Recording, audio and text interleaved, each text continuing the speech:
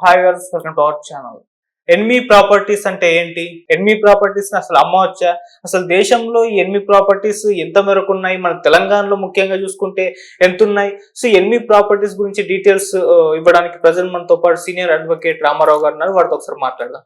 Sir నమస్కారం sir. నమస్తే sir, enemy properties అని ఒక వర్డ్ అయితే ఈ మధ్య కాలంలో ట్రెండింగ్ లోకి వచ్చింది. అంటే నార్మల్ గా ఉగ్రదాడి జరిగిన తర్వాత కావచ్చు, లేకుంటే అంతకు ముందు నుంచి కావచ్చు, ఎన్మి ప్రాపర్టీస్ అనేవి వాటి గురించి మాట్లాడుకుంటున్నారు. ఏంటి ఎన్మి ప్రాపర్టీస్, మరి దీనికి సంబంధించి ఏం చెప్తారు సార్? అయితే 1962లో ఇండో చైనా వార్ జరిగింది. అదేవిధంగా 65 నుండి 71 వరకు పాకిస్తాన్తో యుద్ధం జరిగింది. ఆ మధ్యంతర కాలంలో ఎవరైతే చైనాకు కానీ భారతదేశ పౌరులు చైనాకు వెళ్ళిపోవడము, లేకుంటే స్వచ్ఛందంగా అక్కడ పౌరసత్వం పొందడం, అదేవిధంగా పాకిస్తాన్ పౌరసత్వం పొందడం, వారి ఆస్తులను జప్తు చేసి భారత ప్రభుత్వం వీటిని శత్రువుకు సంబంధించిన ఆస్తులుగా గుర్తించడం జరిగింది. అదేవిధంగా అప్పట్లో పాకిస్తాన్తో యుద్ధం జరిగినప్పుడు వాళ్ళు కొన్ని భారతీయ మూలాలు ఉన్న వ్యక్తులు అక్కడ ప్రాపర్టీస్ ఉండడం కానీ వాళ్ళ పేరు మీద ప్రాపర్టీస్ ఉండడం కానీ వాటిని గుర్తించి 71లోనే అమ్మేయడం జరిగింది.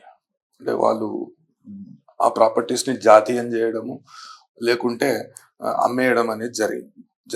అయితే మన కాడ ఏం జరిగిందేమో అప్పట్లో ఉన్న ప్రభుత్వము దాని మీద తాత్సారం చేసుకుంటూ వాటిని శత్రు దేశానికి సంబంధించిన వ్యక్తులుగా అభివర్ణించబడ్డ వ్యక్తులకు సంబంధించిన ప్రాపర్టీస్ గా గుర్తించినా కానీ వాటిని అమ్మకుండా అట్లనే పెట్టి ఎన్నో వివాదాలకు తెరలేపింది.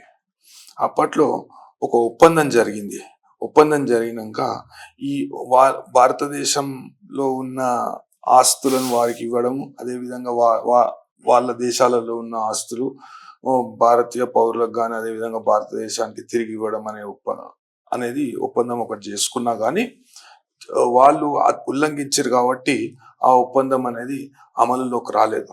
మనకు తెలంగాణ విషయానికి వస్తే తెలంగాణలో అధికారికంగా 244 ఆస్తులు శత్రు దేశాలకు చెందిన వ్యక్తుల ఆస్తులుగా గుర్తింపబడ్డాయి. ఇప్పుడు మనము చూడవచ్చు, సిటీలో కూడా బాకారం అంటే మన మష్రాబాద్ ఉంటే ఆడ ఒక ప్రైమ్ లొకేషన్ లో ఒక ఎనిమి ప్రాపర్టీని గుర్తించడం జరిగింది. అయితే దాని మీద చాలా మంది కబ్జాకున్నారు. ఇప్పుడు మన సైఫ్ అలీ ఖాన్ విషయంలో ఇదే సమస్య ఉత్పన్నమైంది. దాంట్లో ఏమైందంటే కొంతమంది వెళ్ళిపోయినా కానీ వాళ్ళ వారసులం అంటూ మేము ఇంకా ఇండియాలోనే ఉన్నాం అంటే డ్యూయల్ స్టాండర్డ్స్ మేము ఇక్కడనే ఉన్నామని వాటి మీద కేసులు వేయడము, ఆ కేసులు కోర్టులలో చాలా కొనసాగడము, అదేవిధంగా ఎన్నో ఆటంకాలు ఏర్పరచడం అవన్నీ చేస్తారు. అయితే ఇప్పుడు మొత్తం యుద్ధ వాతావరణం అనేది నెలకొని ఉన్నది. ఎనిమి ప్రాపర్టీ అంటే ఏంది అని చాలా మందికి ఆ ఎనిమి ప్రాపర్టీ అంటే ఏంది అనేది అవగాహన ఉంది. ఒక శత్రు దేశానికి చెందిన వ్యక్తిగా గుర్తించి, శత్రు దేశానికి చెందిన పౌరుడిగా గుర్తించి వారి ఆస్తులను పూర్తి స్థాయిలో జప్తు చేయడం, దాన్ని ఎనిమి ప్రాపర్టీగా అభివర్ణించడం అనేది ఒక చట్టం ఉంటుంది. దీనికి కస్టోడియన్ అంటే కస్టోడియన్ పరిధిలో ఉంటాయి. భారతదేశ వ్యాప్తంగా ఎన్నైతే ఈ ఎనిమి ప్రాపర్టీస్ ఉన్నాయో అవి బాంబేలో ఒక కస్టోడియన్ ఉంటాడు. కస్టోడియన్ పరిధిలో ఉంటాయి. వీటిని ఎవరు అమ్మొద్దు, కొనొద్దు, వీటి మీద కొన్ని ఆంక్షలు, వీటిని 22A అనే ఒకటి నిబంధన ఉంటుంది. ఆ నిబంధన ప్రకారం వీటి మీద ఎటువంటి క్రయ విక్రయాలు జరగకూడదు అనే విషయాన్ని తెలియపరుస్తూ నోటిఫికేషన్స్ అనేటివి విడుదల చేసింది. అయితే సహాయ మంత్రిగా ఉన్న బండి సంజయ్ గారు ఈ లెక్క అనేది ఏంటి తీయండి అనే విషయాన్ని, ఇప్పుడు ఇన్ని రోజులు ఎంత దారుణం అంటే అప్పట్లో ఆ యుద్ధాలు జరిగినప్పుడు ఎంతో మంది అంటే శత్రు దేశాలకు చెందిన వ్యక్తులు మన వాణిజ్య సంస్థలలో, పెద్ద పెద్ద కంపెనీలలో వాళ్ళది షేర్ హోల్డింగ్ అనేది ఉండే. అయితే 2018లో అధికారికంగా ప్రభుత్వం వాటిని వేలమేసింది. అంటే ఇన్ని సంవత్సరాలు 2018 నుండి మొదలు పెడితే ప్రక్రియ 2019కి 2020కి పూర్తయింది. అంటే ఇవి షేర్స్ మాత్రమే. అదేవిధంగా పూర్తి స్థాయిలో భారతదేశం అంటే అత్యధికంగా యూపీలో ఉన్నాయి. ఎనిమి ప్రాపర్టీస్ అనేటివి అత్యధికంగా యూపీలో ఉన్నాయి. అయితే మన కాడ కూడా తెలంగాణలోనే ఎక్కువ శాతం ఉన్నాయి. అప్పట్లో ఉమ్మడి రాష్ట్రం ఉంటుండే, తెలంగాణలోనే ఒకటో రెండో ఉంటాయి. అది నెగ్లిజబుల్. ఆంధ్రప్రదేశ్లో ఎక్కువ లేవు మన ఎనిమి ప్రాపర్టీస్ అనేటివి. 244 ఆస్తులను శత్రువుకు సంబంధించిన ఆస్తులుగా గుర్తింపబడ్డాయి. ఎక్కువ శాతం అది కూడా రంగారెడ్డి జిల్లాలోనే ఉన్నాయి. రంగారెడ్డి జిల్లాలో అవిటి మీద ఎన్నో వివాదాలు జరుగుతున్నాయి. అదేవిధంగా పాల్వంచలో కొన్ని ఆస్తులు ఉన్నాయి, సిటీలో ఉన్నాయి. ఇప్పుడు మనం చూస్తే ఇప్పుడు వక్ఫ్ చట్టము దానిలో మార్పులు తీసుకొస్తాము అని అంటే ఒక సామాన్య ముస్లిం వ్యక్తికి ఎటువంటి మేలు జరుగుతలేదు వక్ఫ్ చట్టంలో. దాన్ని గుర్తించిన కేంద్ర ప్రభుత్వం ఏం చేసిందంటే దానిలో ఉన్న సాంకేతిక అంశాలను తీసుకొని పెద్ద లొల్లి పెట్టడము, పార్లమెంట్లో ఇది చేయడం అది చేయడం అనేది జరుగుతుంది. వాస్తవానికి కొద్ది మంది వ్యక్తుల చేతిలోనే ఇప్పుడు మనము మదీనా బిల్డింగ్ తీసుకోవచ్చు. అది అల్లాదీన్ వక్ఫ్. అయితే ఇంతకు ముందు నిజాం రాజ్యం ఉన్నప్పుడు సమాంతరంగా ఒక వక్ఫ్ చట్టం నిజాం చేసిండు. అయితే నిజాం ఎప్పుడు చేసిండంటే 1955లో రాజ్ ప్రముఖ్ హోదాలో చేసిండు. అయితే ఈ వక్ఫ్ చట్టం తీసుకొచ్చినాక దీనిలో మార్పులు చేసిండ్రు. కొత్తగా తీసుకొచ్చిన వక్ఫ్ చట్టం పరిధిలోకి నిజాం చేసిన చట్టం రాదు అని కొంతమంది వాదన వినిపిస్తున్నారు.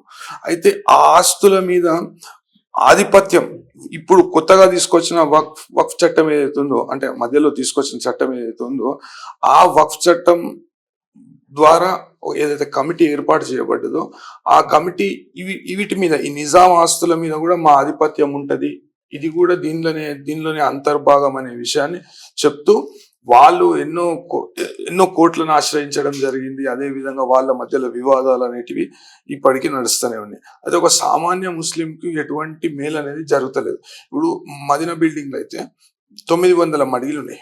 900 మడిగలలో పెద్ద పెద్ద మడిగలకు ఆ సెంటర్లో ఇప్పుడు చార్మినార్ కాడ ఎంత మొత్తం, అయితే ఆ సెంటర్లో తక్కువ 1,00,000 నుండి 2,00,000 రూపాయల కిరాయి వస్తుంది.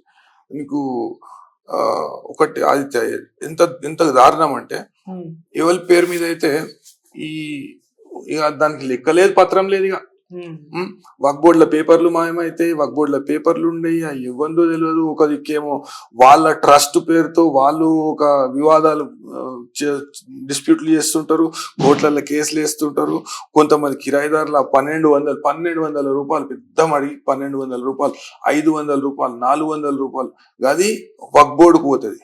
ఆ వక్ బోర్డుకు పోయిన 400, 500 రూపాయలు కూడా దానిలో కోట్ల వివాదాలు ఉంటాయి. అయితే ఈ ఆస్తులు అనేటివి వాస్తవంగా ఎవరి చేతిలో ఉన్నాయి? మన కళ్ళకు కనబడేది ఇంత ఉంటే ఆ భారతదేశ వ్యాప్తంగా ఎన్ని ఆస్తులు ఉన్నాయి? అయితే ఈ వక్ఫ్ చట్టాన్ని వ్యతిరేకిస్తున్న వాళ్ళు ఎవరు?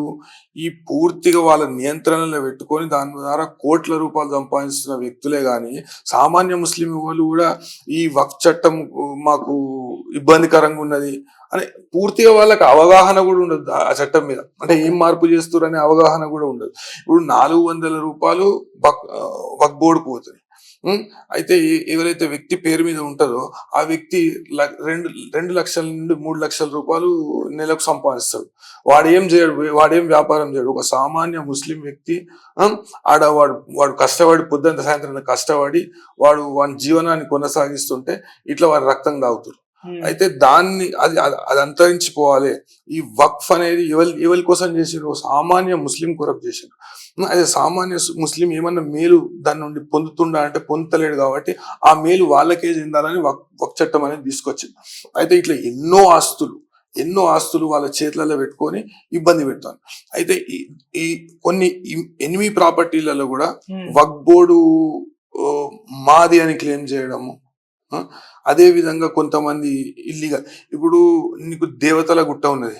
దేవతల గుట్టల అది స్వయంభూ హనుమాన్ గుడి ఉంటది. ఆడ ఓ దొంగ 150 విల్లాలు కట్టిండు ఆడ. అయితే ఇవన్నీ సరైన లెక్కలు లేవు, సరైన చర్యలు వీళ్ళ మీద లేవు కాబట్టి రెచ్చిపోతున్నారు ఇట్లా. దీన్ని పూర్తిగా ఒక బ్యాలెన్స్ కు తీసుకొద్దాము. పూర్తి స్థాయిలో సామాన్య ముస్లింకి ఒక మేలు చేద్దాం. అదేవిధంగా ఎనిమి ప్రాపర్టీల విషయానికి వస్తే ఎంతో మంది హిందువులు కానీ ముస్లిమ్స్ కానీ ఇప్పుడు వ్యవసాయ భూములు ఉంటాయి, వీటిని ఎప్పటి నుండో సాగు చేసుకుంటూ ఉన్నారు.